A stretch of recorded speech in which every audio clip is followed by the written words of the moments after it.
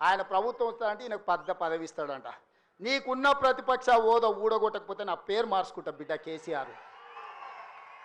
2023లో నిన్ను ఓడగొట్టిన, 2024లో నీకు గుండు సున్నా ఇచ్చిన, సర్పంచ్ ఎలక్షన్లో పాతరేసిన, మున్సిపల్ ఎన్నికల్లో ఉప్పు పాతరేసిన, జూబ్లీ హిల్స్ కంటోన్మెంట్లో నీకు గోరి కట్టిన, వచ్చేసారి ఆ గోరి మీద మా కాంగ్రెస్ పార్టీ కార్యకర్తలు జెండా ఎగరేస్తారు.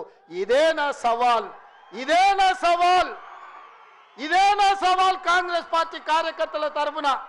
చూసుకుందాం కేసీఆర్, నువ్వు నేను వచ్చే ఎన్నికల్లో నువ్వా నేనా, ప్రజా పాలన పాపాల భైరవుడా, మా కాంగ్రెస్ పార్టీ కార్యకర్తల లక్షలాది మంది 10 ఏళ్ళు కేసులు కట్టుకొని జైలుకు పోయి ప్రాణాలు వదిలి ఊపిరి బిగబట్టి జెండా మోసి అధికారంలోకి వస్తే పాపాల భైరవుడు రావాలి, ప్రజా పాలన పోవాలి అని మాట్లాడడానికి నీకు సిగ్గెట్లొచ్చిందని నేను అడుగుతున్నా.